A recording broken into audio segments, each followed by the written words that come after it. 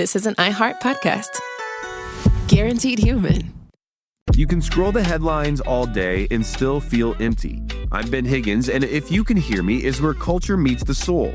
Honest conversations about identity, loss, purpose, peace, faith, and everything in between. Celebrities, thinkers, everyday people, some have answers, most are still figuring it out. And if you've ever felt like there has to be more to the story, this show is for you. Listen to If You Can Hear Me on the iHeartRadio app, Apple Podcasts, or wherever you get your podcasts.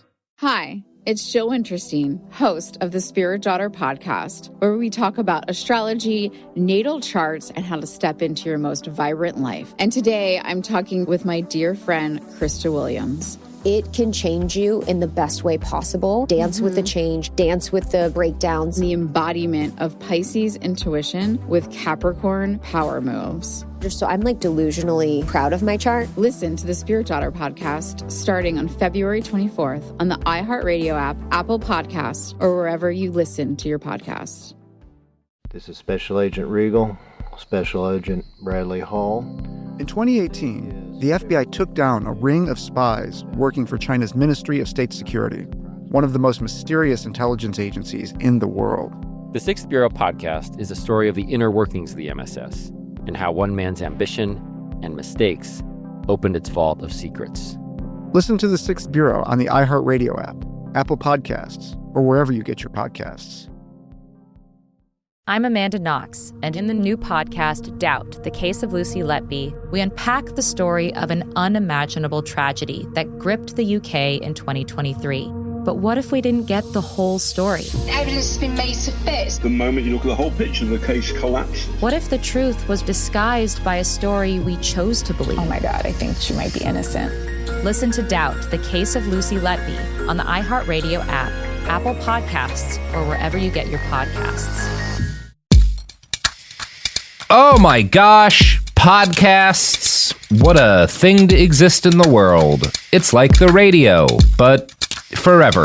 I'm Robert Evans, and this is Behind the Bastards, podcast. Bad people talk about them, yada, yada, yada. You know the drill. Most of you have probably listened before. And if not, this episode will be completely baffling, because today I have my buddies and my favorite podcasters, Dan and Jordan from the podcast Knowledge Fight. Dan! Woo! Jordan! Woo!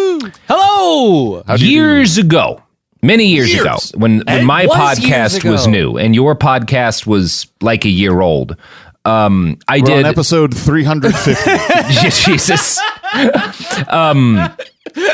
We have 400 episodes of Behind the Bastards. It's wild how many you guys put out. It's unhealthy.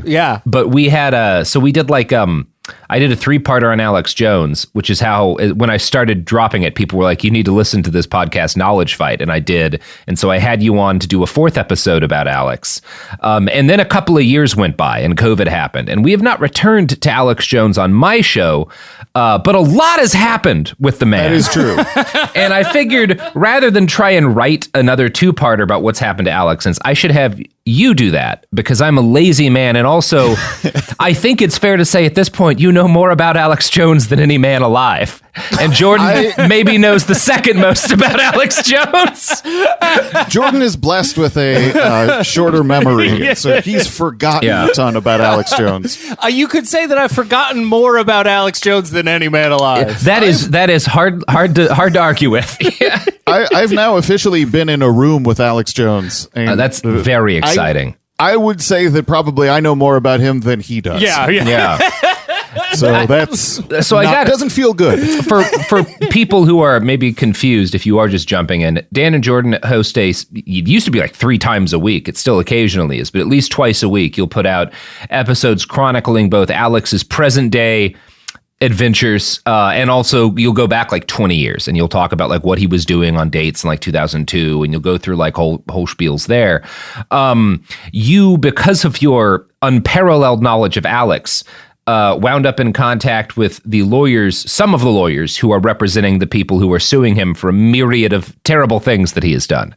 I've been in contact with the folks for the Texas Sandy Hook lawsuits, the Mark Bankston and Bill Ogden. And part of that has been you were in the room while Alex was deposed in order to like potentially lend, whatever advice and stuff.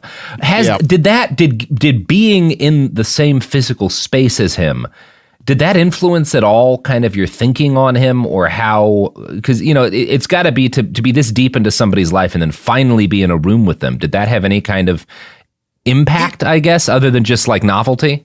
Let me say that it was not as much as you might expect. I definitely had it built up in my head of like, the moment he walks in the room, I'm gonna panic attack. Yeah. Like I think I said it like even years ago on the podcast. It's like, if I ever see him in public or see him anywhere, I'm just gonna throw up on sight. I'm just gonna be so overwhelmed. And it wasn't really. It was just sort of like, I liken it to like when I got my first tattoo. Like I thought it was going to be like, this is life changing. And then as soon as I got it, I was like, this isn't that big of a deal. Yeah. And I feel like that was kind of how it was sitting there. But at the same time, it's like, he's now a real person in as much as I have seen him. Yeah. It's a little bit like the inverse of that never meet your heroes idiom, where it's like, every time you meet your heroes, it's going to be disappointing because they're not the larger than life figure. It's like never meet your foils, never meet your enemies, because they're just, it's just an asshole in a room at the end of the day, know? Yeah. And I think that most of the things I could take away from being there actually are just the same things you'd get from watching the deposition, which is just like, he doesn't know shit. He's making stuff up. He's angry. His body language is different. Congratulations. Yeah. So, I mean, it wasn't as enlightening as maybe I'd hoped. And it wasn't as overwhelming. It's interesting. I think a big part of that is that he didn't recognize you. True. That's the biggest part of that. If he did, he is the best actor ever. Exactly. Yes. Yeah. So Alex Jones just sees some bearded dude in there and is like, this is a new guy. Not thinking like, this guy has devoted his fucking last 5 years of his life to me. That would be weird. Like if somebody did that to me for my shows, I wouldn't know how to handle like talking with them, whether they were positive or negative. I think I would be equally frightened. Like I think someone doing that out of love is just as unsettling as them doing it out of hate. Yes. Yeah. I think I'd probably rather talk to somebody who hated me. Yeah. Because at least I get like that, right? Yeah. But no, you're like the voice in my head. The person who hates me might have some valid criticism. Exactly. Yeah. So shall we? Where do you want to start here, Dan? Well, I kind of driving the bus. When we discussed the idea of doing this, I kind of thought about it. And like we could talk for hours and hours if we wanted to get granular with stuff. But I figured that since the last time we spoke, the three it would feel like the majorest things that have happened have been COVID, obviously, January 6th, and Ukraine. And so I wanted to hit on those topics and sort of get into a little bit of how those were covered on Alex's show. Beautiful. And I've got some clips. Dope. And then I imagine we'll chat about what's been going on in his legal world. Yes. Yeah. Although you guys, I also would push people towards the episodes you've done. Ooh, somebody's having fun with a car where you are. That's true. I will also push people towards the episodes you guys have done with the lawyers who are going after Jones and just kind of chronicling the court cases, because there's a lot of depth there. But yeah, let's start with what you want to do first. All right. Well, I figured we would dive into the beginnings of COVID-19. Right. Back, when we were talking about it as the coronavirus, the novel coronavirus. Right. I remember. I miss those days. It was a simpler time. When you make a friend and the first time you meet them, they give you like the name they use at work, but then you find out they've got like some sort of nickname that everyone calls them that's close to them, and you like divide your friendship up with them with like, oh, this is when you were Aaron, but now I know you're ball hair Billy or something like that. Yeah. You nailed that. Dan was the same way when he found out I was DB Cooper. That blew his mind. Yeah. I still haven't gotten over how you're ball hair Billy. A lot of people don't know that, including the FBI. So, who is the primary audience of our podcasts? Uh-oh. Yeah, well, you're in trouble. Yeah, that sounds about right. All right, so let's start. So when COVID was just only in China, you remember these early days, One of the things that I think is really, really fascinating to look back on because of how the world is now. Early on, Alex had a very doom and gloom type of take about COVID. Mm-hmm. He'd have Mike Adams come on the show regularly and say that it was over for human civilization. There will only be lone survivors. They're going to be scouring the land like it's Fallout. Yes, trying to find scraps. The cannibalism was going to happen in weeks. Yeah. I'm never, because I remember fondly that period of like y'all covering Mike Adams and covering Alex. It's always fascinated to me as things have continued to get so much uglier in the world, how optimistic that is to think there's a level of stupidity where the world would just fall apart as opposed to like, we're like Mr. Burns with all of those diseases that are in perfect balance, are stupid as a species and are smart as in such balance that like, even as everything careens towards a nightmare, we'll keep it going. It's like a 1980s Toyota Corolla. That's civilization. Like it's not comfortable or good and it's always failing, but it keeps moving somehow. So your take on it is everyone becomes a cannibal within 15 days is a optimistic bright side. Because that means it's possible for us to fuck this up enough that it ends. And I don't know that it is. Did 28 Days Later end like on an optimistic note, didn't it? It did. I only watched the first movie, which did not. It did. They were in the mountains, and then they put up one of those giant Swiss Family Robinson signs, and then there was a plane that flew over, and they were like, we're going to be safe. And then they learned that zombies could fly planes. Zombies can fly planes! I guess I was saying it's negative because it posits a world in which there are still the British, which is a deeply unsettling future. Yeah. Anyway, you would agree. Alex would agree with you in 2003. He believes that the British are the biggest problem in the world. So also, like early on in the pandemic, you would have Francis Boyle on all the time to make up stuff about the virus being a man-made bioweapon, and these were kind of the main thrusts of a lot of his narratives. And it was really. Sorry. No, I mean that's just really gotten adopted by a lot of the broader right wing. That's true. That is true. But it has kind of not really. It's been tweaked by Alex in the present. Whereas, like back then, it was very extreme stuff about the virus. The virus was a man-made bioweapon, and that was what was going to kill you. Whereas now, it's like, well, no, it's a mild thing, but the vaccines are going to kill you. You know, it's shifted, and I think a lot of that is also where the right wing lands. Yeah. But the man-made bioweapon stuff, Alex was pretty on the early tip. So most of the stuff he was going on about at that point was really just in service of selling his survival food and his colloidal silver products that he was heavily implying and sometimes even saying could protect you from every virus. Like he wasn't gonna say like this cures COVID and protects you from COVID, but that's a little dangerous. He would say all viruses. Yeah. And that got him in trouble with the... It's amazing. That did get him in trouble. Okay. Yeah. He got a cease and desist letter from the FTC, I believe. I mean, thank God they did something. Yeah. Hey, Letitia James, how about it? You got it, baby. And then Alex started calling her a demon. What are you going to do? Yeah. He had to stop selling his silver toothpaste and go to a charcoal toothpaste that his dad had made. That's a lateral move, I would suggest. Yeah. And does the charcoal toothpaste do better at the COVID, or did they just get sued out of making the silver toothpaste? He has never mentioned charcoal being a cure for COVID. Oh, that's good. He learned his lesson. So, he was really trying to amplify and exaggerate stuff. And so he would take all these opportunities early on to take stories and misrepresent them, about the death numbers. Early February 2020, he was going on about this regarding China massively downplaying their death numbers. Coronavirus situation and all these top biological weapons experts and top scientists scanning the virus and saying it's man-made. We've got to get ahead of this. And if you notice the virus numbers, maybe we can punch those back up for a moment while we're waiting for the president. The official World Health Organization says 28,000 confirmed. When I walked in here a few minutes ago, it was 24,000. But the internal Chinese numbers that leaked and were actually published in China by the People's Daily said 24,000 dead yesterday. So what we think they're doing is they're just putting the number of dead as the number of infected.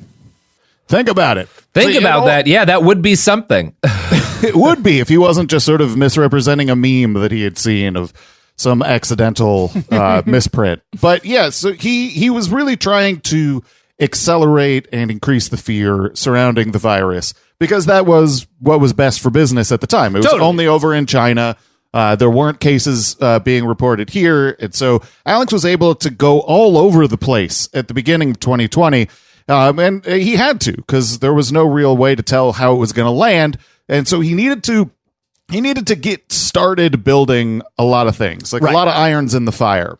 He was big on the Wuhan lab leak theory early, but he was actually more convinced that the virus was made in a Canadian National Microbiology Lab in Winnipeg, and then it was sent to Wuhan where it was released. I feel like there's probably a similar situation with like bioweapons in movies where if you make one in Canada, you get a bunch of tax breaks. So yeah, that completely scans to me. I imagine you would make your bioweapons in the same place as you make X-Files for similar reasons. And now that we know about Trudeau being a tyrant, of course. Yeah, absolutely. Obviously his main goal with the COVID bioweapon that he created was to once again burn down the White House, restoring Canada to its former glory. Mm-hmm. This is classic Trudeau.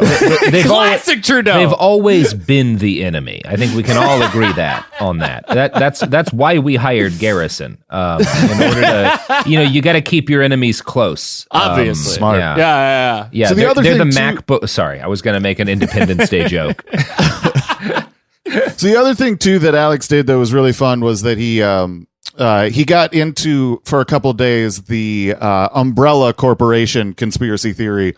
That's right. There was remember that. The logo of the guys from fucking Resident Evil. Resident Evil? Yeah. Okay. Yeah. Their logo was real? similar.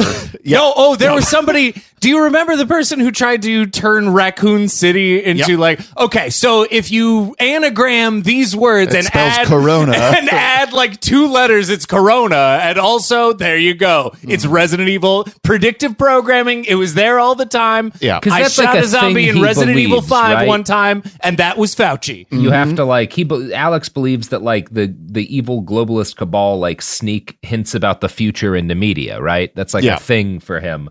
They have to do that. Yeah. It would be. It's part of the interdimensional contract the demons have with the with this universe. Yeah, it's like lesser magic. People have to give permission. Mm-hmm. It's extremely funny that like the demons would be like, all right, you can put together a plague that kills 6 million people, but you've got to signpost it 25 years earlier in a video game for the PlayStation 1. You've got to put it somehow a hint to it in the cool spot video game. The main problem is that fiddle contests went out of style, so nobody had any way to fight back against them. Yeah, we will know that this is true when it turns out the actual cure for COVID involved mixing a bunch of herbs and solving a puzzle. Fauci just couldn't get that puzzle solved. It could be that you need to put Ebola in a jar with some booze. That's the cure for COVID. That is what Mike Adams believes. Yep. All right, please continue. Alex misrepresented preprint studies that would later be retracted in order to prove that the virus had like telltale signs of human creation. But one of the theories he was pushing hard early on that he has intentionally forgotten about since was that the virus was a race-specific bioweapon. This bio attack is race-specific, targeting specifically Chinese military-age males. And then almost all the people infected and almost all of those dying are males. Yeah, so early on, because the virus was predominantly in China, Alex was pitching this narrative that it was a race-specific bioweapon. There were all kinds of theories about what the point of it would have been. And I want to remind people that Alex is always right. Always. 99% of the time. That is what he says. You can find it on Twitter. Plenty of people, they'll point out that, hey, listen, whatever you say about his politics, his predictions are 99% shockingly accurate. Always accurate. That is crazy. Like the Joe Rogan crew keeps saying that. And it's like, he was saying they were going to kill every military-aged Chinese man with the plague. It's interesting because like at this stage, he's saying that it's like a NATO kind of conspiracy against China, basically. Well, he kind of thinks it's the globalists, and maybe they're doing it because China sends fentanyl to the United States, and so it's like payback. Or there was a period of time where he was thinking that maybe it was that China wanted to decrease their population, so they did it to themselves. Yeah. It's That was an interesting take. His attitude on China is always so mixed because it's both like they're the ultimate, enemy because communism, but also like they don't like gay people, and you have to respect that they do this thing or that thing. Like he weirdly goes back and forth on China. He also appreciates that they don't like Muslims, but then whenever it's convenient for him, he will bring up how they're oppressing the Uyghurs, and try and score points off it because he's a piece of shit. Yep. Yeah, at least like the weird tankies are consistent on that point, as opposed to Alex just kind of wishy-washing back and forth depending on whether or not they're doing something shitty he likes. Mm-hmm. Yeah. So I brought along another clip about the race-specific bioweapon, and it's just sort of like Alex explaining why that might happen in China. Mm-hmm. But it's serious, and they're covering up what's really going on, and it's just incredible to me that it's so obviously a bioweapon and that it's so obviously race-specific on record for Chinese men. I mean, it's so specific. The Chinese genome is so close. Only other group maybe as closely related for a large population is Koreans. What? And so they're made for a race-specific bioweapon. Yeah. Because you don't want to use a race-specific bioweapon that, say, kills a mongrel, which we think of as a bad term. It's a good term. Genetically being able to fend off against things. Everybody knows that pure breeds it easier. And so look at British royalty and people. They're very sickly. They're very mentally ill. I'm not knocking Chinese folks. They're real smart and got some great attributes. But on average, there's problems with being inbred. What? Yep. So wow. This feels great for me because listen, here's why this feels great for me, and I just need the world to hear this as much as possible. The number one complaint we get about our show is me being too loud and screeching and such. But it's a reasonable. How do you reaction. Not to that? Like that? I know. No, I mean, if you're a giant racist, it is to your advantage to think a landmass and country as large as China, with the history it has, is only Han Chinese people, period. Yeah. Well, like, there's no other, And like a single family of, as opposed to like, no, there's like, it's an incredibly diverse, there's all kinds of different like ethnic groups in China. What there's you don't a fuckload understand of languages and shit. No. You don't understand. Shi Huangdi murdered everybody. Yep. That wasn't him, and now that's China. I wonder how much of this is like people mishearing kind of the statistic about like how many folks are descended from Genghis Khan and being like, oh, they're all related. And I was like, no, that's not the case. No, stop it. I think that could be part of it. I think it's also a generous explanation. Yeah. That's very kind that of is you. That is me being like, he's not just being racist because he thinks everyone looks the same from a map like a fifth of the planet's surface. Yes. Yeah, correct. That's the take I have. Well, that's what Alex is operating off of. Honestly, guys, that is we've covered a lot of like professional racists. Like Alex is professionally like Alex is racist and does other things professionally. We've covered a lot of guys who are like professionally racist, and this is one of the most racist things we've ever had on the show. That was quite something. Honor for that. It is so surreal to hear that because at this point, I mean, that to me is like a relatively milder version of where it can go. Yeah, he gets worse. I feel like George Lincoln Rockwell would have been like, well, this is just factually wrong. Robert Ford would have been like, this is factually wrong. Yeah. Oh, God. Yeah, so he has abandoned this narrative now, obviously, for obvious reasons. I mean, I assume because Americans have such a high death toll, it would be very hard to. Yeah, I think once the virus spread to a lot more countries than China, this kind of narrative became really silly, and it became really transparent that it was based in sort of a racist idea. Oh, yeah. And he moved on. But early on, there were a number of things that I think were really funny that I have to bring to the attention of a wider audience. And one of them is that early on, Alex had read a headline. He'd misread a headline about Fauci. And he thought that Fauci was on his team and like he was Trump's science guy and he was going to be helping expose the COVID conspiracies. And so here's what Alex said on February 8th about Fauci. Now let's look at the facts. The president, through his medical spokesperson, who's very respected, made a lot of calls about Fauci in the last few months. I knew who he was, and they say he's very respected, a quote, legend. He's a legend. He's a legend. Wow. And that's so that's Steve Pieczenik, right? Went to Cornell at the same time as Dr. Fauci. There's a good chance. Yeah, there's a good chance that that's the influence who's telling Alex he's great. For folks who don't know, Steve Pieczenik is a former State Department guy who probably helped assassinate the former president of Italy, Aldo Moro. Well, he was the president. Yes, he absolutely did. He 100% did. He definitely helped kill the Italian president. It is of all the things that he has made up, which are legion. Yeah. The one thing that is true is he did help kill the president of Italy. And now Aldo Moro he is retired. May be alive. And he mostly, yes, exactly. He mostly seems to lie about things in order to push a variety of confusing agendas on InfoWars and elsewhere. Yes. And he's behind so many of Alex's really troubling conspiracies. Like he was deeply involved in the Sandy Hook stuff. He ended up having a fight with Alex because he was insisting that the Las Vegas shooting never happened. And then eventually the 2020 election was where their relationship really took a turn for the worse because he was insisting that he and his buddies had watermarked every ballot. Alex, North Korea. No. And so that was too much. And so Steve is kind of gone for now. But yeah, Alex thought that Fauci was a legend and he was going to be like on the Patriots side. And now they want to hang him in the streets.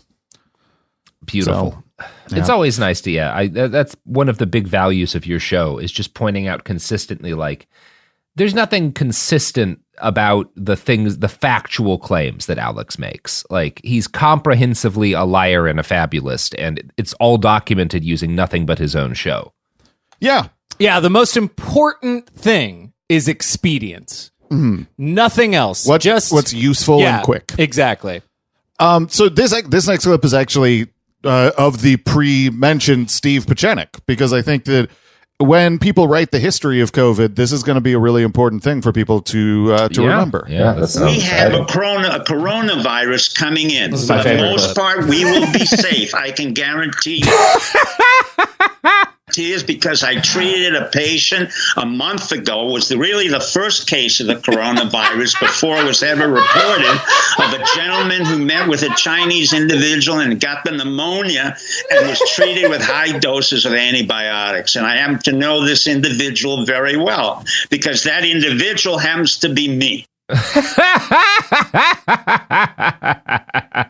Saying to the Public Health Service and the Attorney General, get your act together.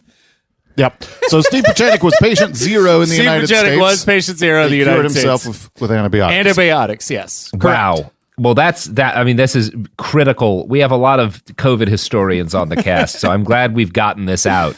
This is canon. It's really nice to know that we don't have to worry about the coronavirus, that it's going to be okay. It's not going to be a big problem. I am super 2 years glad. On from that clip. Let me travel back in time and tell myself that I won't be spending the next 2 years barely leaving my house because of a earth-shattering plague. It'll all be cool. That's good to know. It is one of my favorite things to imagine Steve Pieczenik during any pandemic throughout history. Just explain it. Listen, Alex, tuberculosis shouldn't be called consumption. What I did is consume the virus. That's how it works. Wow. We are going to continue on this, but first, you know who loves Steve Pieczenik? Who's that? the products and services that support this podcast. Because they know if the Italian government ever starts leaning a little bit to the left, Steve Pacini's going to come in. He's going to kill that motherfucking president in Italy. And we're going to keep those products flowing through the Italian countryside. You know, here's ads.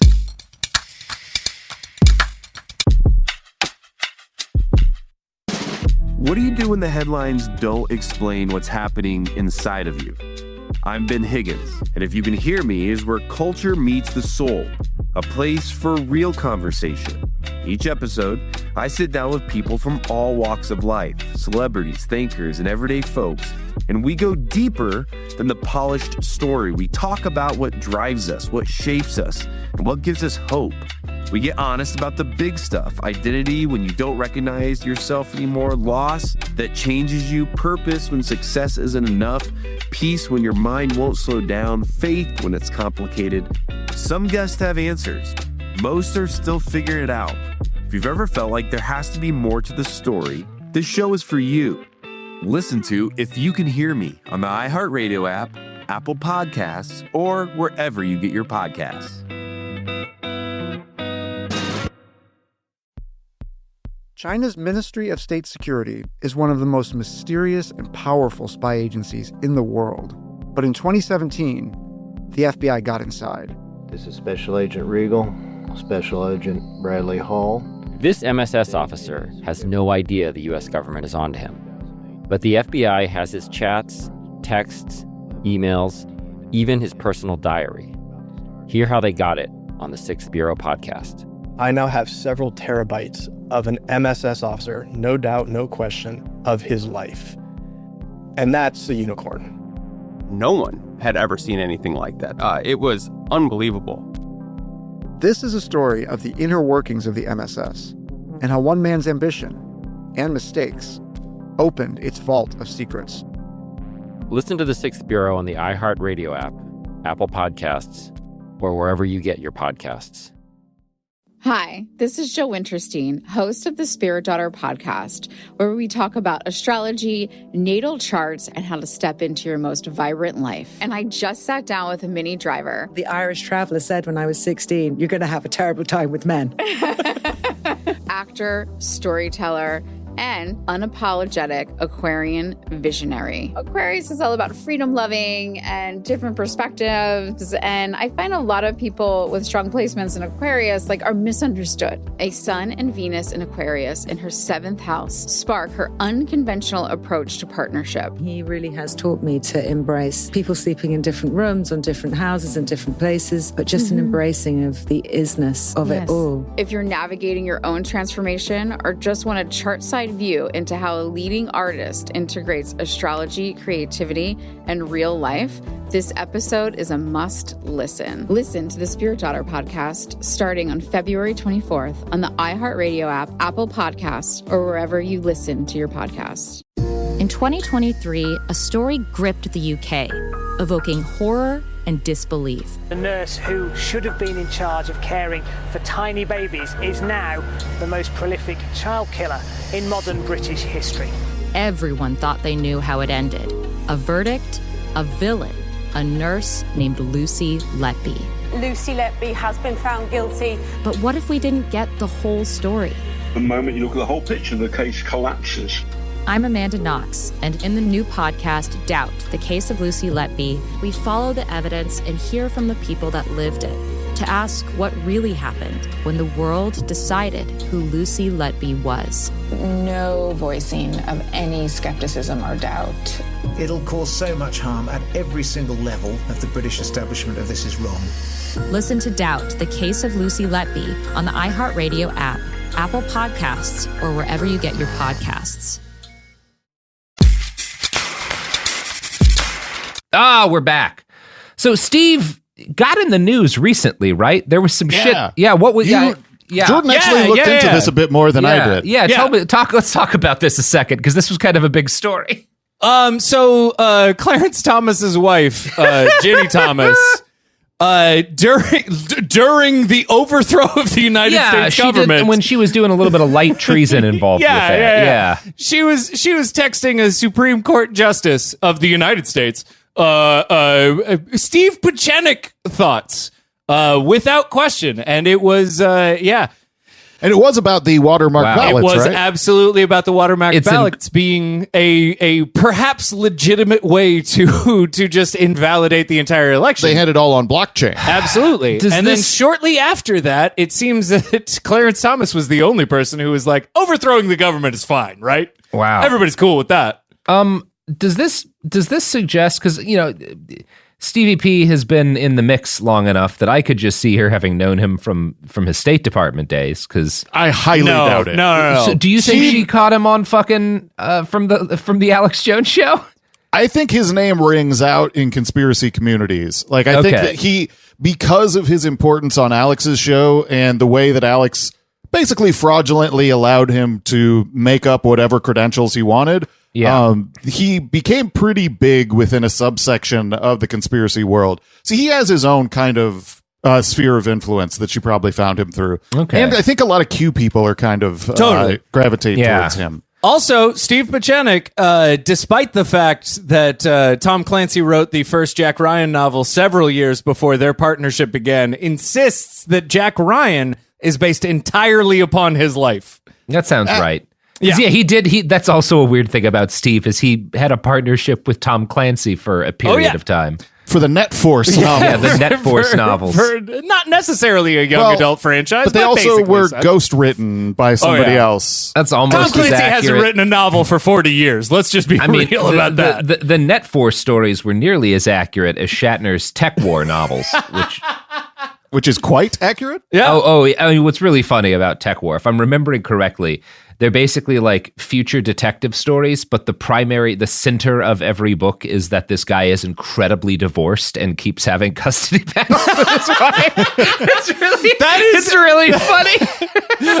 What's great about that is that is almost borderline similar to Isaac Asimov's The Caves of Steel novels. You love to see it. Just nothing like a divorced dude writing a book. Let's get Elon Musk to write a sci-fi novel. That'll be that would be a hoot. Let's not. Okay, so let's move on. Sure.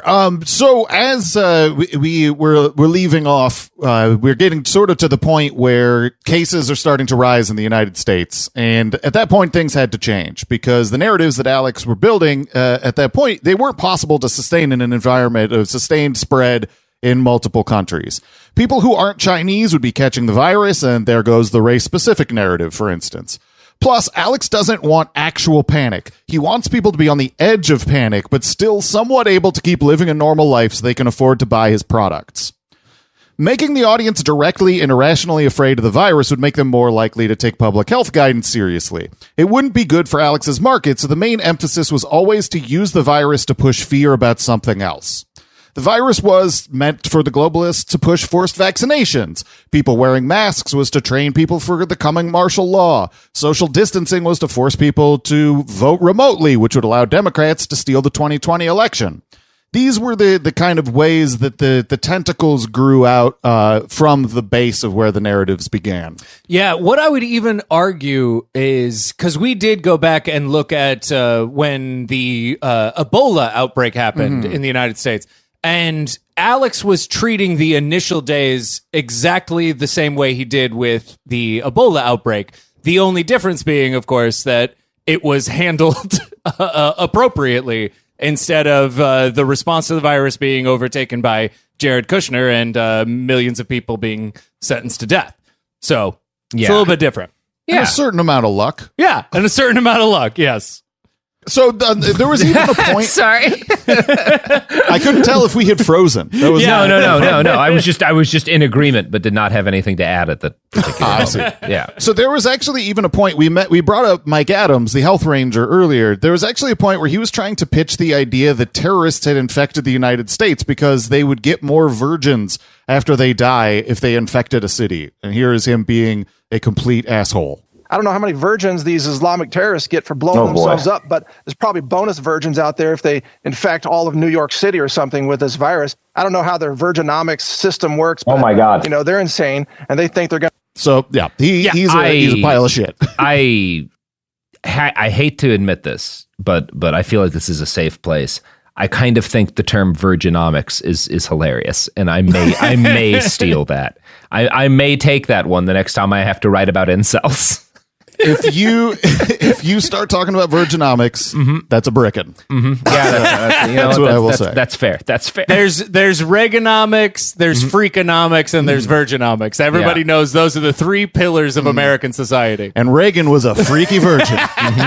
He for sure was. That is the face of a man who never fucked. Yep. Nancy told him it wasn't real. So everything was really sloppy. And if you were listening and paying attention to Alex's show back during these periods, it would be really hard to nail down what his position even was. And even if you did, it would have changed a bunch since then. Like, it was constantly in flux, and it wasn't really ever. It's just, it's become whatever the right-wing thing du jour is. Yeah. Like, ivermectin is really huge. Hydroxychloroquine, all of these things. Every single thing that you see just getting traction in the right-wing media world is going to be something Alex is going to flirt with for a while. And then if he likes it and it works, then he'll incorporate it. Yeah. It's almost like the idea of Alex being that, his self-professed tip of the spear or having any sort of leadership over the conspiracy theory community was completely abdicated. I mean, and he's only been following since then. Well, yeah, when he tries to lead, it ends up with like that Raccoon City stuff. Yeah, that'll happen. Umbrella Corporation. Or that time where he was briefly leading the assault on the Capitol before bailing. Sure. Yeah. Well, we'll get to that here in a minute. Yeah. So like I think if you look at the early days, it's very interesting to see the ways that he floated these narratives and he had these things in place, and then circumstances forced him to change. But there is one thing that I will always be thankful for, and it is this clip of Alex really just getting some deep insight from a caller about ways that you can keep yourself safe from COVID.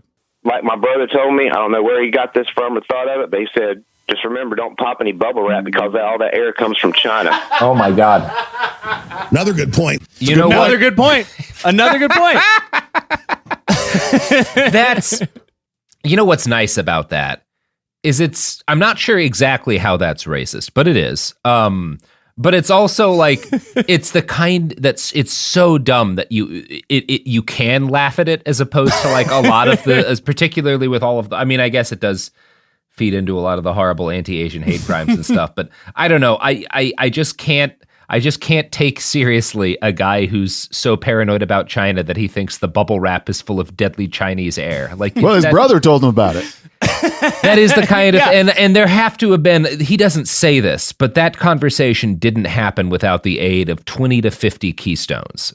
Right, like that was like enough. The bulk of a truck bed in Keystone Light is like what caused that. Oh, do you mean just enough to give you a buzz? Yeah, just enough to get you on the back of the ATV where you and 2 generations of your family die. God bless America. I kind of felt like he might have been an ice guy. Keystone Ice likes to take it up a notch. Yeah, that's classier. Yeah. So one of the things that I thought about when we were talking about doing this episode and checking back in was I didn't want to track too much of like where things went after the kind of a little bit of the immediacy, because then we'd kind of be here all day. Yeah. And so, that's kind of a picture of a bit of Alex's coverage of the coronavirus. Yeah. And in a lot of ways, where it went is where everybody else went. True. Yeah, so you already know where it went. You've probably heard a lot of things. You probably haven't heard about the race-specific bioweapon theories. There's that. And that nonsense. Yeah. God. Awesome. So let's jump to January 6th then. If you mentioned Alex briefly leading the charge. Yeah. I mean, leading is maybe a little bit strong of a word, but it's certainly like at the head of a crowd and then realizing that he was at the head of a crowd that was about to commit crimes and panicking. Would that be accurate? I think when you have like a bunch of people who really want to overturn an election and you're chanting 1776, yeah. It does. As I often am. Ladies and gentlemen, I've just realized that I am going to be liable for whatever happens immediately after this, so we need to leave this space entirely. This is a classic whoops. Yeah, I will be in trouble, and you guys will be fine, and that is a problem. Yeah. So what I wanted to start with is I wanted to look at the lead up to January 6th and show some of these things that were happening. Like, Alex was deeply involved in the various groups that would end up being at the Capitol, and some of them were potentially engaged in seditious conspiracies to stop the election from being certified. In November 2020, Alex sent Owen Schroyer on a barnstorming tour up the East Coast, stopping at a string of poorly attended Stop the Steal rallies, ultimately culminating in the original rally in D.C., the one that was prior to the January 6th rally. At that point, it was abundantly clear that Alex's position was that the election had definitively been stolen by Biden, and so stealing it back was an appropriate act. They stole this bigger than Dallas in front of everybody. But hey, if you catch somebody in your house with the safe, or in your house with the computers, or in your house with the silverware, and the family heirlooms, you have a right to take it back? Damn right you do. And so they are panicking. They're saying have a coup against Trump all over the news. They're saying he's insane, he's crazy, because he's not going to let them have this fifth attempted coup against us separately. You've got my commitment to burn the candle at both ends here, ladies and gentlemen. And we're fighting hard here. We need your financial support at InfoWarsStore.com. Bringing a caravan up here and flying here with the crew and all. We love you. We appreciate you. InfoWarsStore.com. That's how an ad pivot is done, Robert. God damn. I mean, what is this? What is this? Products and services. Listen. You got to overthrow the country, and you got to buy my shit. That's how simple it is. I got to give the man credit. There's things he's good at as a broadcaster, and that was a masterful ad pivot. He's good at saying briefly, yeah, and then shifting entirely over to sales. But if only he used his powers for good, he could have moved a lot of dick pills. That's true. Well, he did. Yeah, that's true. The Rob Dew's wife has given us the. Oh yeah, we have a tough report. From Rob Dew's wife. So you have the mentality there that the election is stolen and that it's ethical to steal it back. Yep. Which, I mean, this is November, so these ideas are kind of percolating up a little bit. That you hear that basic logic all over the right today, where the reason they accuse the left of having stolen the election is that it's cover to steal the next one. Mm-hmm. Yeah. And so at that time, though, when Alex was going to the rally in D.C., I think that he expected it to go worse than it did. I kind of suspect that he thought that original Stop the Steal rally might have turned out like the January 6th rally did. And it ended up being kind of mild, although a couple of people did get stabbed. So I mean it was ugly in the streets, but it was not like a threat to the continuance of the democratic traditions of the country, I guess. It was like a giant, ugly street fight. In the sheets. Yeah. But I think that Alex was thinking it was going to be much huger. And so in the lead up, he was doing a lot of like real doom talk like this. I've thought about doing this broadcast for 26 plus years. You always think about what could be your last broadcast. I'm not saying this is my last broadcast, but I need to just let you know, I need to explain something to you. That I don't exaggerate any of this, okay? Most of the time, it's worse than I'm telling you. And this could be our last broadcast. Next week could be. But the zone we're in right now, the internet kill switch they've got, they can hit telecommunications as well. And we're in the prime zone for them to assassinate Trump, set a nuke off, anything. Anything. So a lot of that fear talk is, surrounding that original DC Stop the Steal rally that didn't culminate the way he was prepping. Yeah. It's he definitely, how many times would you say he has said this may be my last show? So many. Is it more than you have fingers and toes? Yes. How many days are there in 20 years? Well, it's not all of those. Well, let's see. If I'm remembering my education, which was entirely one song from the movie or from the play Rent.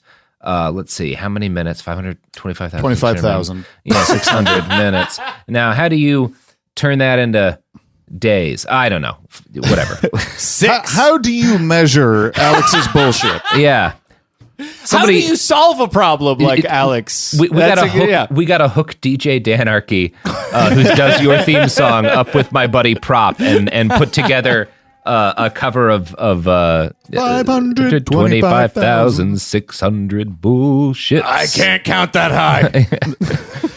So, there was a lot of excitement that got built off the original Stop the Steal DC rally, and there were these other rallies that were going on at state capitals around the country, but there was no real progress being made on overturning the election, so it was necessary to do it again in DC, but bigger, and thus plans for January 6th started to form more solidly.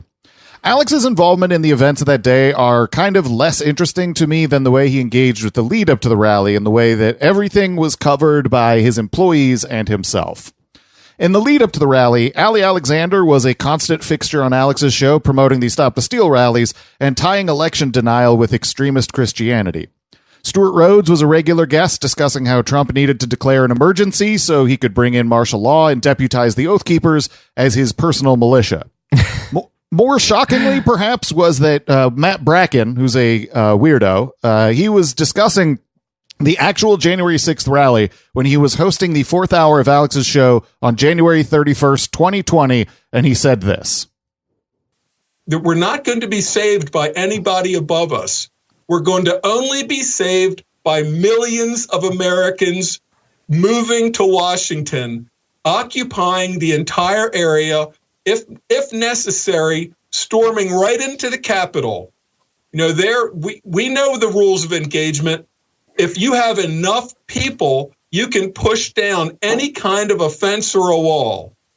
But if not enough patriots show up, then we're just going to watch our freedom go down the drain. Yeah, so that is one of those things that sounds really bad in hindsight when those things actually do happen. They do. And he's also... Because what he's physically describing, it has shades of Jan 6. It also sounds a lot like what happened in Canada earlier this year, Like, especially because what they didn't do they didn't actually shut down the city on J6. Right. But that is what happened with, like, the caravan, where they're like, we're just going to flood this area and make it impossible for, like, life to exist normally in this major city. Well, that was part of the conversation that was happening around January 6th in these communities. Like that same day on December 31st, Alex was taking calls and somebody called in and was like, hey, can we get all the people who have boats to block up the Potomac? Yeah. Can we seize the Potomac so we can aid in our occupation of DC? Yeah.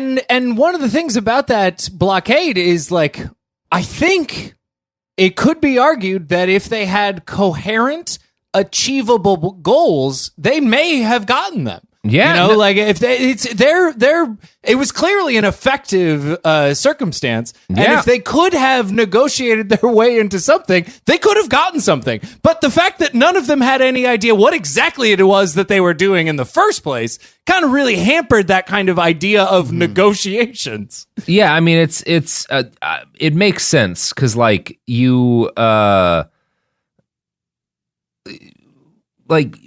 it's easy to get a bunch of motherfuckers who are angry and want to feel and want to feel like revolutionaries and are willing to, like, park their fucking trucks downtown, especially if there's, like, clout in it and potentially raising money and shit.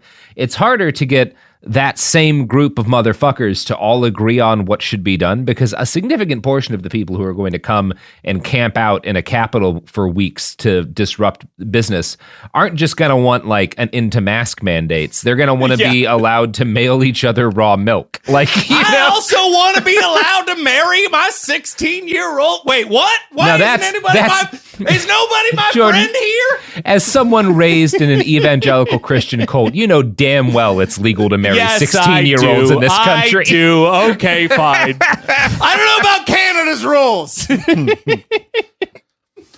All right. So in the days leading up to the 6th, Alex had guests on his show like his alleged constitutional lawyer friend Robert Barnes, who was, like, directly suggesting that Trump should just pretend to also be president, even though he had lost the election, no matter what, because he's the rightful leader of the country. So why not fake it? We'll talk about what Trump's role should be if they effectively steal it. He's got to never concede and just be the president in absentia, in exile, and just keep building the movement against him. Do you agree with that? Oh, no doubt about it. And it needs to be at the there's been too much focus at the top. Q always focuses on the top. We need to focus. This needs to be a bottom-up revolution if it's going to work. Yeah, so they just have a second president. Right. That's fun. Yeah, it's like the Dark Pope. Because I mean, for one thing, having a first president works out so good. You got to Sure. double them up, have them fight. Yeah, that especially actually when they're sounds kind of hostile. funny. Yeah, the problem that Lincoln had is he wasn't really willing to co-govern with Right, Jefferson Davis. right. That was the main issue, Right. and that's why they had to start the whole war. We all know that the last season of Game of Thrones was disappointing. We don't want a repeat of that. Oh, okay. No Game of Thrones. I mean, look, I happen to like it when everybody's unhappy, which is why I liked Game of Thrones in the first place, is that it kept making my friends sad. So I was really happy with the ending because everybody was miserable. Fair enough. Okay. Yeah. So on January 5th, Alex was in D.C., and he ended up giving a fiery speech at a rally there that might sound a little bit unfortunate in hindsight. Tomorrow is a great day. We don't quietly take the election fraud. We don't quietly take the scam and believe their BS. We've seen the evidence. The system has had to desperately engage in this gambit to maintain control, but this will be their Waterloo. This will be their destruction. He sounds like shit. Yeah, what the fuck? Is he just like been drinking so much? I think he's wasted. He sounds 100%. he sounds like he sounds like smashed. Yeah, I think he was drunk, and probably his cardio isn't what you'd want it to be. And so, he can give a speech that's kind of rousing, but at the same time, there's a staccato nature that's necessary because of the breaths.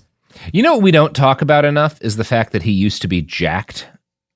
I talk about it all the time. I did know not if I talk could about it disagree enough. with a human being more. Oh, Do you know what we was don't talk about too shredded. much? Any of that? Like, what? There's what a are you couple. talking about? It's just there's some people that I never That's like get used saying, to it. "Oh man, Goebbels used to be fucking hot." Like, you don't even look, get it, dude. I've done a number of episodes about how hot Goebbels was, but that's aside fair. of the point. No, it's like there's a couple of people for like Alex Jones, just like thinking back to him being a bodybuilder is weird, and then there's fucking Keith David. Who I've seen in a bunch of things, watching him in Community and being like, that motherfucker beat the shit out of Rowdy Roddy Piper. Like he was yoked. Like he wasn't just muscly, he was like wrestling jacked. It's just weird that's Keith David. Yeah, he's incredible. He's just one of those people where every time I see him in something now and I think like, that motherfucker was shredded. Yeah, I think that everybody gets really blown away when they if they haven't seen those pictures of Alex as a muscly young man. Yeah. And to think it's just underneath there. He's somewhere in there, somewhere in all of that. Underneath that thick neck. Yeah. Except you can only get it to it with a knife. There's no amount of exercise that could get there. He has buried that Alex the same way Steve Pacinic buried Aldo Moro. Yeah. Mm-hmm. So that night, January 5th, they had some speeches, and also Owen Schroyer, Alex's number 2, second in command, his Riker. He filmed himself hanging out with some Proud Boy associates, and they were burning a Black Lives Matter flag on the streets of D.C. Peacefully. Yes, this is why, what's his name would wind up doing like 6 months in prison. Enrique Tarrio? Yeah, before the most recent time that he's went to prison. Back the last time before this time that he went to prison, it was for this. Yeah, because he like stole someone's Black Lives Matter banner, which kind of implies that Owen bought his. That it does, which is very funny. So on the actual day of the rally, Alex and Owen Schroyer were in D.C., so that just left Harrison Smith as the on-air talent, in quotes, that was at InfoWars, so he hosted all day. If you watch his coverage, it's abundantly clear that he was pumped for the possibility of a siege of the Capitol. And when it did happen, he was basically, celebrating the home team doing their biz. Here he is, like in the lead up to what's going on at the march. All right, folks, so Donald Trump coming up next. Alex Jones leading the march to the Capitol. It's all happening, folks. It's January 6th, 2021, and the revolution, the Second American Revolution, has begun.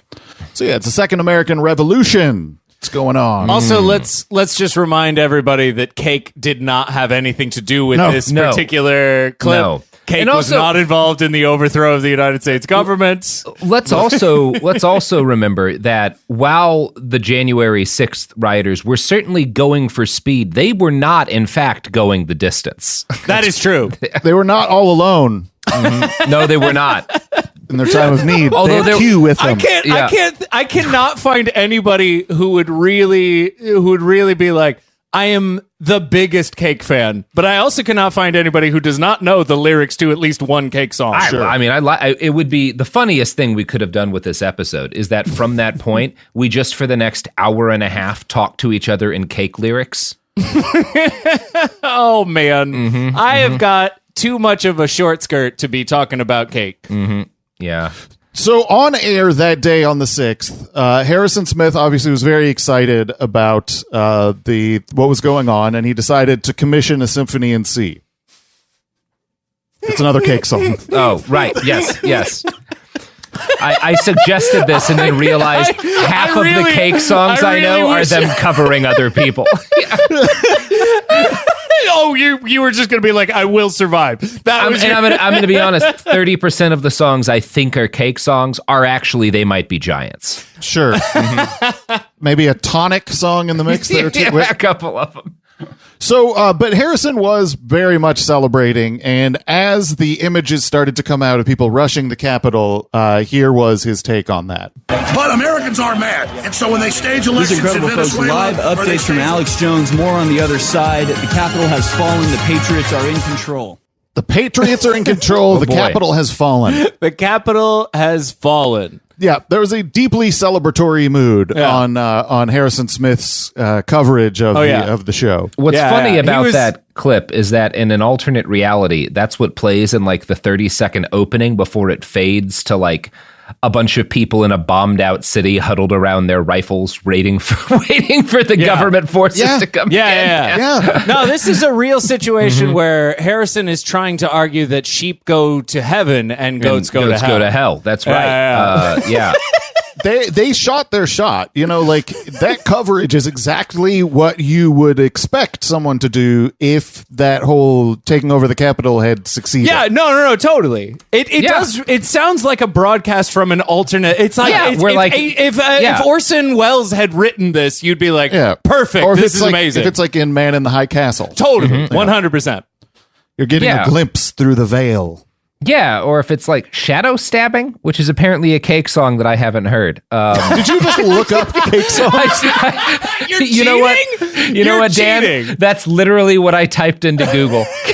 Because as this bit continues, I'm realizing I don't know as many Cake songs as I think I do.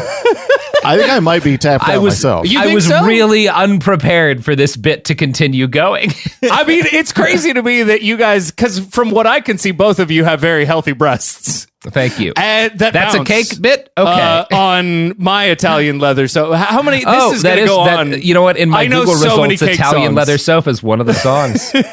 Well, you know, Jordan, I'm not sick of you. Which is apparently another Cake song. I don't know that song. I appreciate that. Boy, I don't know enough Cake songs. Fashion Eagle. Isn't that the album? Comfort Eagle. Comfort Eagle. Fashion Nugget. Fashion Nugget is a good one.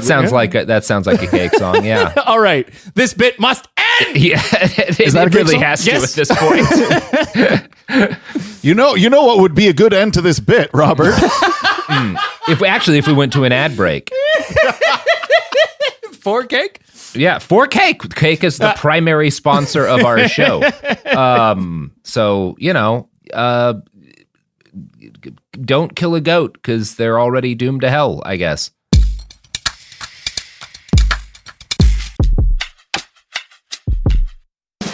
What do you do when the headlines don't explain what's happening inside of you? I'm Ben Higgins, and If You Can Hear Me is where culture meets the soul, a place for real conversation. Each episode, I sit down with people from all walks of life, celebrities, thinkers, and everyday folks, and we go deeper than the polished story. We talk about what drives us, what shapes us, and what gives us hope. We get honest about the big stuff: identity when you don't recognize yourself anymore, loss that changes you, purpose when success isn't enough, peace when your mind won't slow down, faith when it's complicated. Some guests have answers. Most are still figuring it out. If you've ever felt like there has to be more to the story, this show is for you. Listen to If You Can Hear Me on the iHeartRadio app, Apple Podcasts, or wherever you get your podcasts. In 2023, a story gripped the UK, evoking horror and disbelief. The nurse who should have been in charge of caring for tiny babies is now the most prolific child killer in modern British history. Everyone thought they knew how it ended. A verdict, a villain, a nurse named Lucy Letby. Lucy Letby has been found guilty. But what if we didn't get the whole story?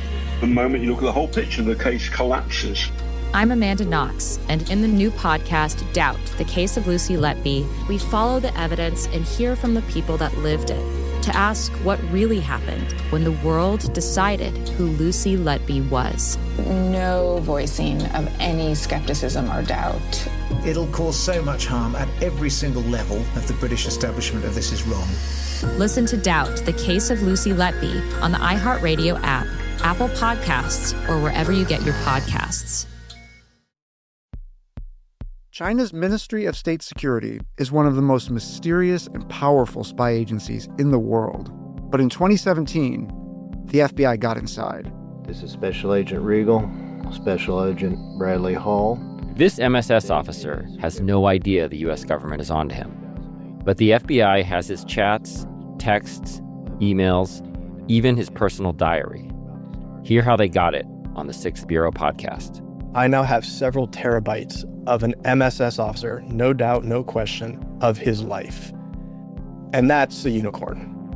No one had ever seen anything like that. It was unbelievable. This is a story of the inner workings of the MSS and how one man's ambition and mistakes opened its vault of secrets. Listen to the Sixth Bureau on the iHeartRadio app, Apple Podcasts, or wherever you get your podcasts. Hi, this is Jo Winterstein, host of the Spirit Daughter podcast, where we talk about astrology, natal charts, and how to step into your most vibrant life. And I just sat down with a Minnie Driver. The Irish traveler said when I was 16, you're going to have a terrible time with men.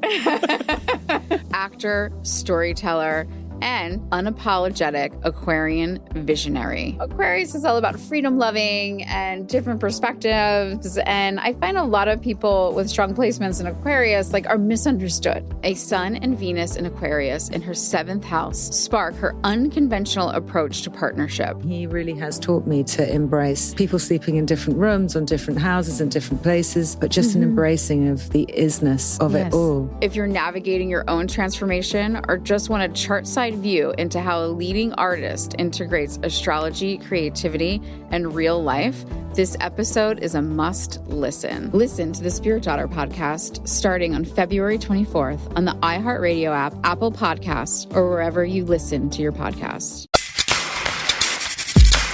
Okay, we're back, and better than ever. All right, let's keep this cakeless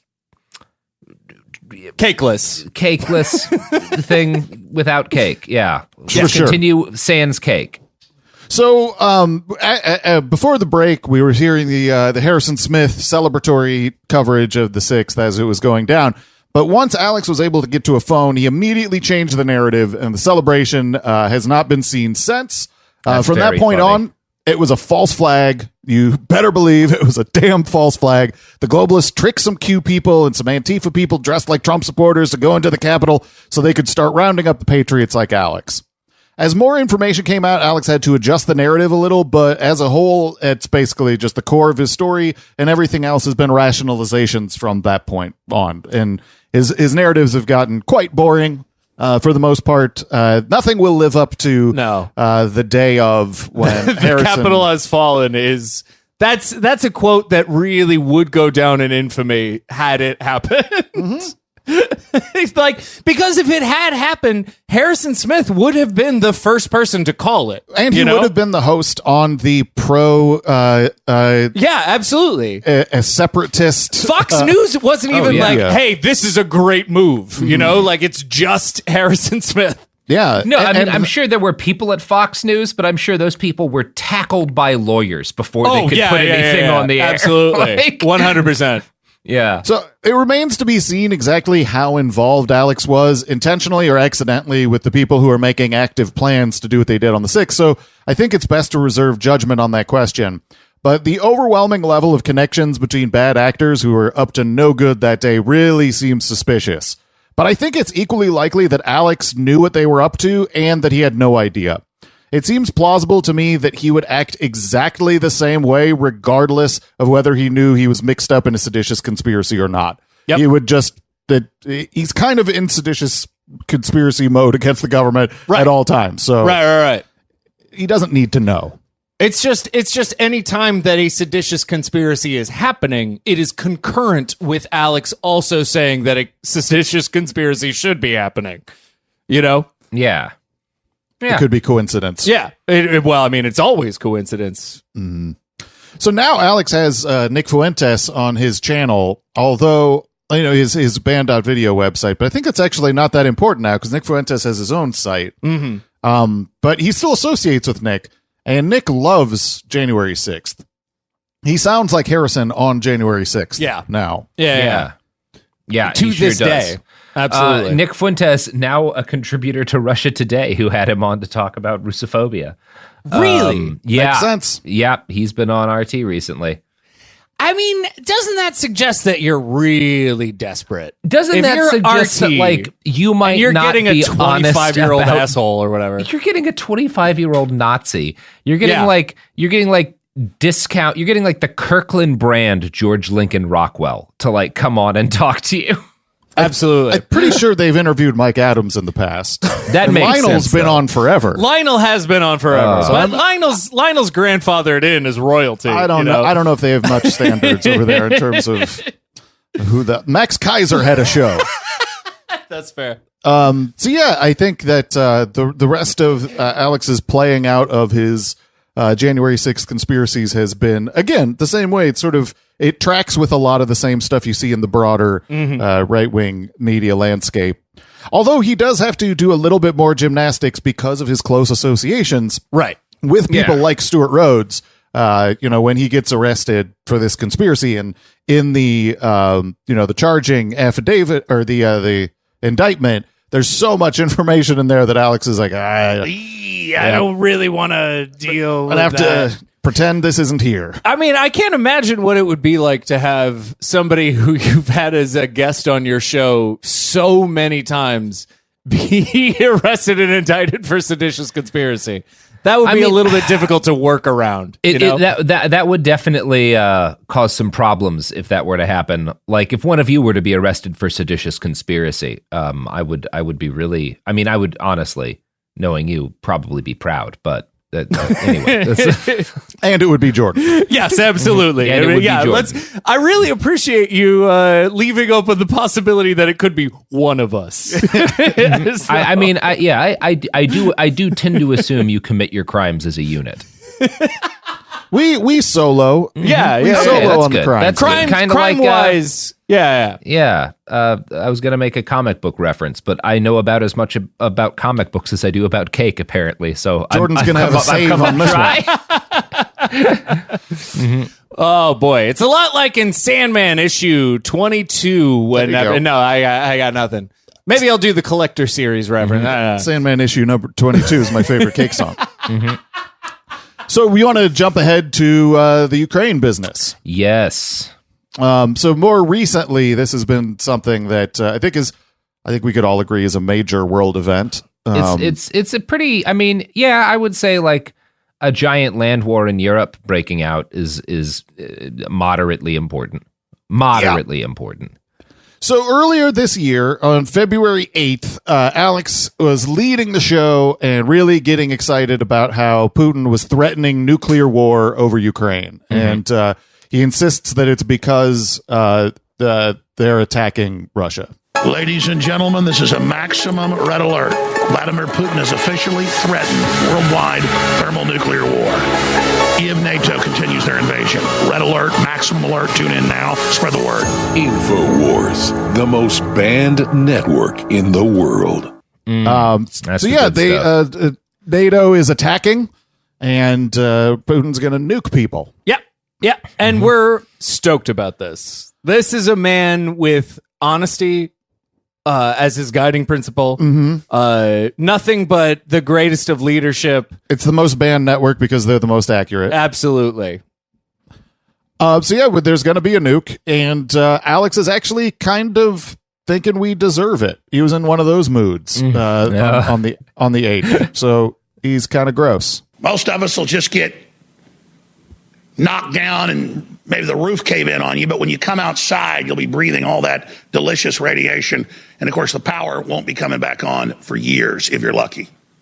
So that's where we are, and we're an evil, decadent, satanic society, and I guess it's time to die.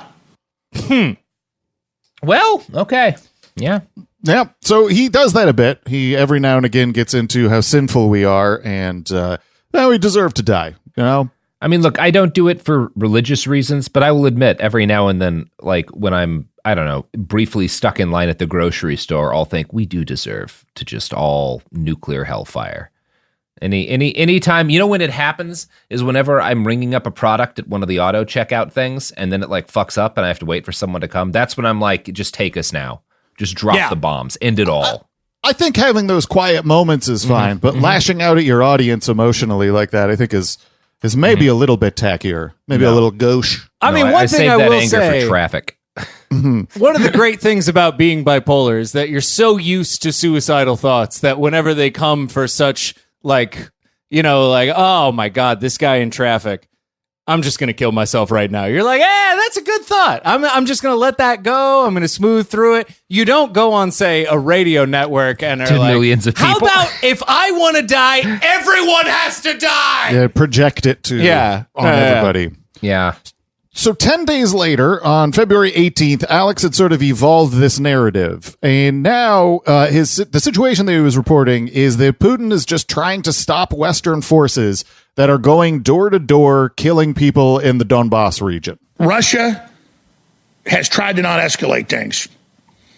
And Putin has tried to play things down so that hardliners don't engage in a coup against him. Of course. But he's gone ahead and just come out and said what we already knew. There's a massive Western offensive attacking Russian-held areas of eastern Ukraine, and they're engaged in genocide. They're going house to house, taking people out in front of their houses and killing them. And this is all being done, again, as a provocation, just like in the last duel, where they're slitting the women and children's throats across the river to make them come across to lose the bridge. And that's a historic thing that's actually in the record books. It happened, and they lost the battle. They lost the war. We have to let them attack these people. And these people have chosen this route. And I'm going to pray for them and support them. They're not going to slit the children's throats, but because that will be too much. But that's the kind of stuff they're engaged in. Also, I should point out, Alex saw the last duel the night before. Yep, that does sound like he just watched the last duel. Yep. Yeah, it's important to remember that any geopolitical event is very similar to the last movie Alex watched in some way or form. He brought it up like 3 times on that episode.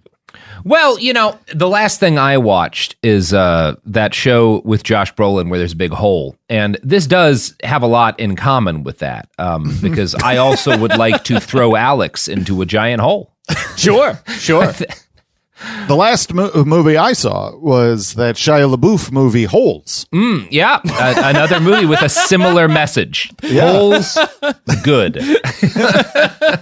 That is what I took out of Holes. Make a joke about seeing that band. Which band? Hole. What? Hole? The band? So on the 21st of February, Alex played Putin's entire speech that he gave which is the speech where he was laying out the rationale for eventually attacking Ukraine.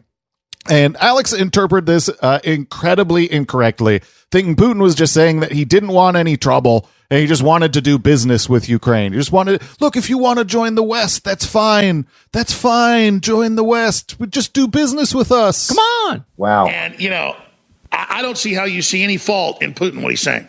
I mean, it's all historically true. Stalin's horrible. Lenin's horrible. We're sorry what we did to you.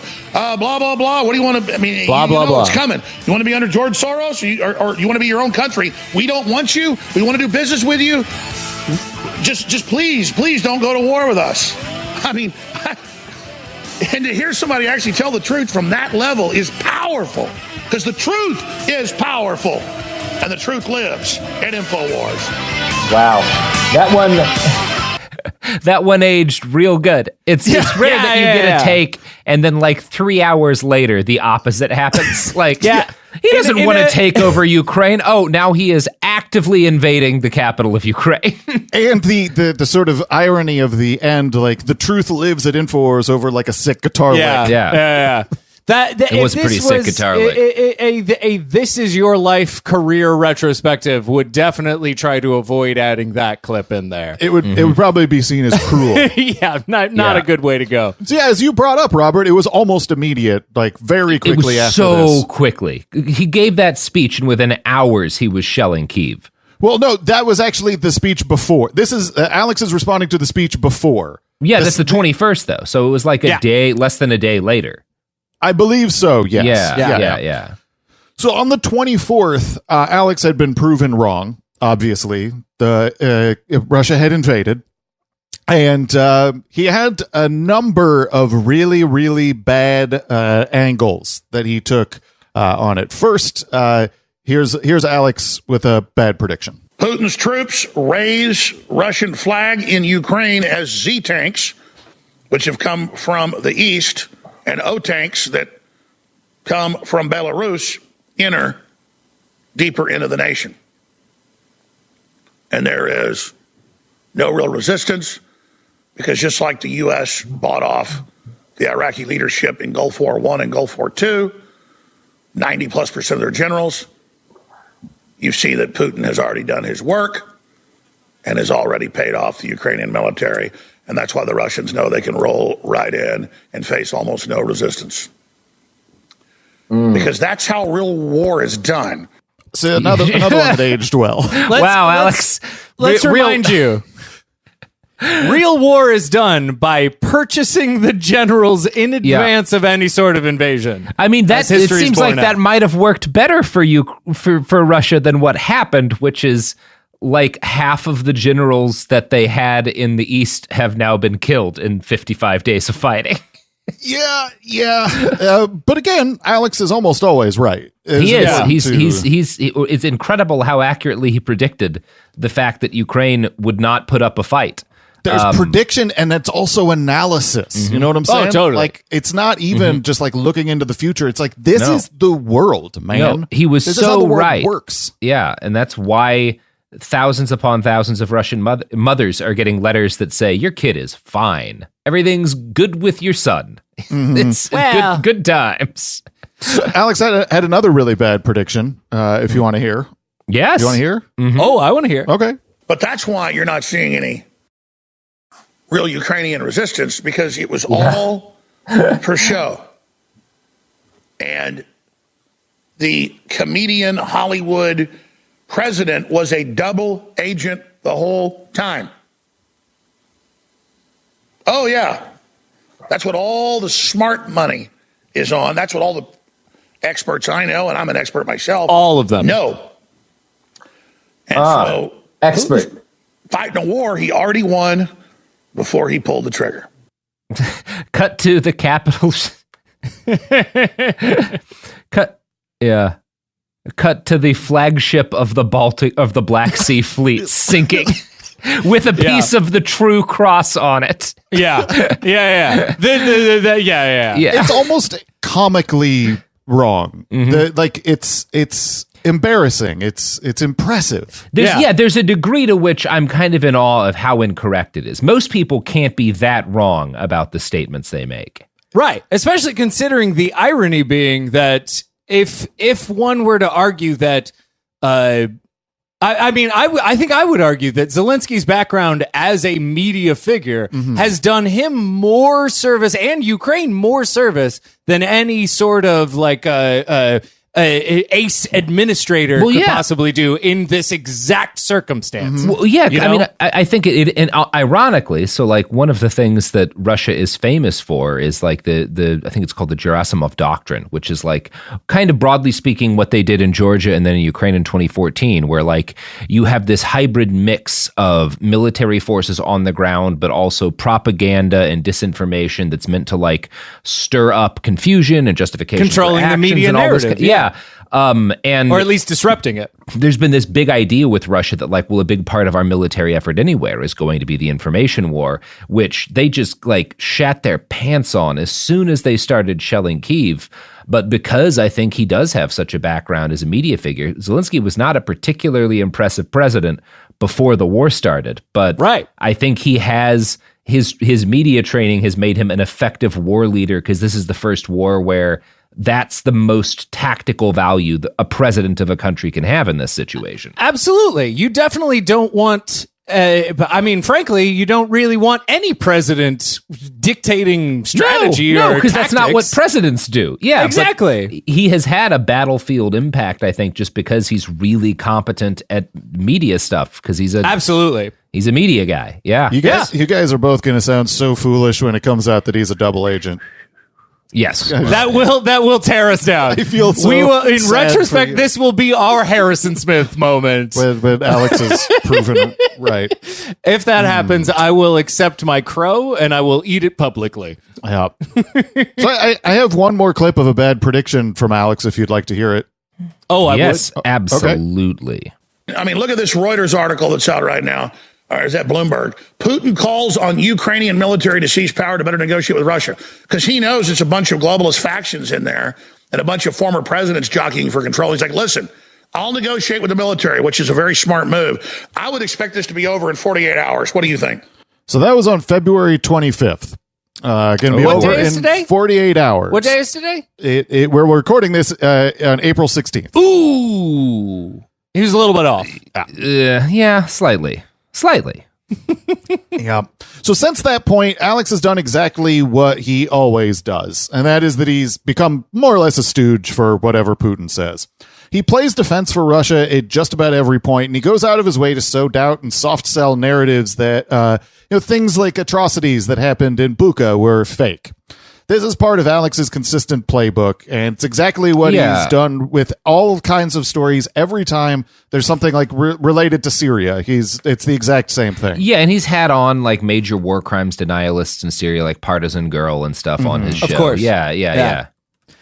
And he's really tried hard to thread a needle that you would kind of associate with somebody who's not a Holocaust denier. It's like, oh, no, I know the Holocaust happened.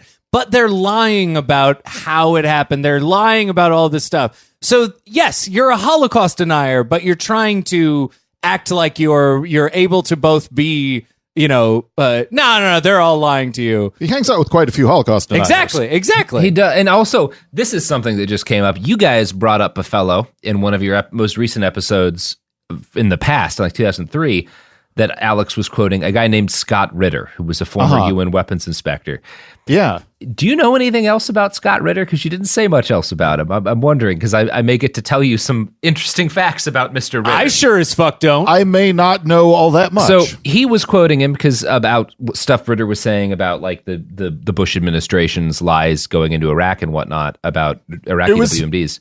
It was specifically in context of a article about the quote the fake British secret society within the police. Yeah. Oh, right. Well, Scott Ritter today is like a major war crimes denialist. He did a lot of like there were no chemical weapons attacks in Syria. He's a Bucha denialist.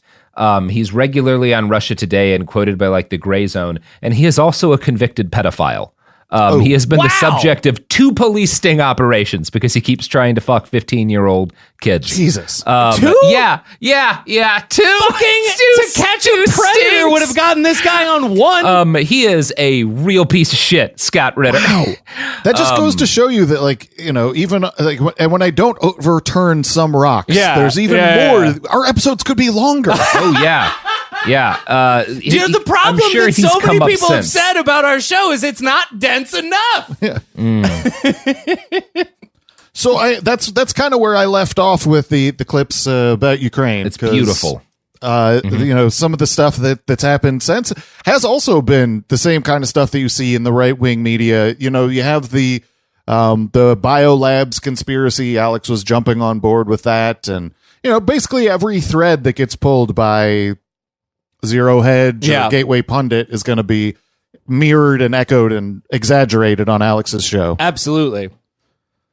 He's become I mean, we've talked about him as this part of the bullshit laundering machine where you know, some obscure nutbag throws out some nonsense and then that's picked up by you know, Zero Hedge or the like, and they just water it down a little bit, and then that's picked up by Alex. There was a time where Alex would be the crazy weirdo who's relatively obscure, coming up with some bullshit, or it would be a guest on InfoWars, who would have that. Or maybe it would just be something that one of his people found on a creepy message board. Yeah, or something. totally. And now it is literally him. I mean, just lazily ambulance chasing headlines. But I think, you know? but I think one of the things that makes the immediacy, one of the reasons I focused on like when these things are happening, is that it does kind of demand you figure this out. Figure out what you're going to say about this, because you're fucking live on air right now. Totally. You got to say that Zelensky's a double agent. You got to do something. You got to figure this out. And I find that to be like, you know, necessity is the mother of invention. Sure. And when you got to say something, right? It's that's really interesting to me. Yeah. I mean, if for Alex, he can never live in this space of like, we'll find out, or just wait and see, or this is developing. It is always, I know exactly what's happening today. It's part of my current scheme that everything is happening around that I've had, quote unquote, for 20 years. Yeah, if everything's connected, nothing can be a surprise. Exactly. And then, you know, you just change the narrative when you need to, because you always need to. And then pretend you didn't. Hey, you've never changed the narrative once. Yep. Well, this has been quite a tale. I don't know about all of you, but I feel actually terrible. That was the hope.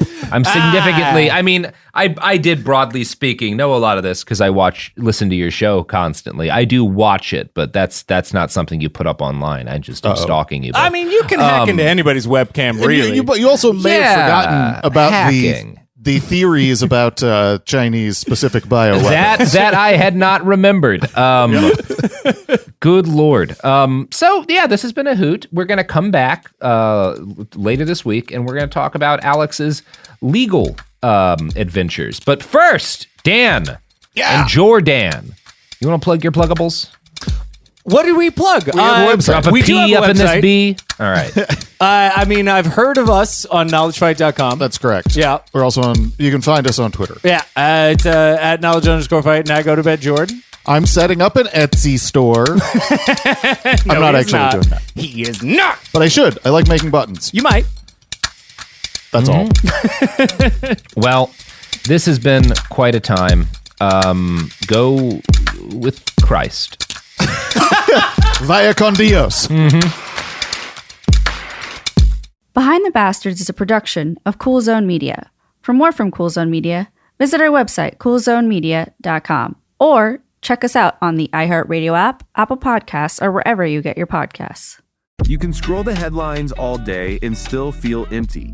I'm Ben Higgins, and If You Can Hear Me is where culture meets the soul.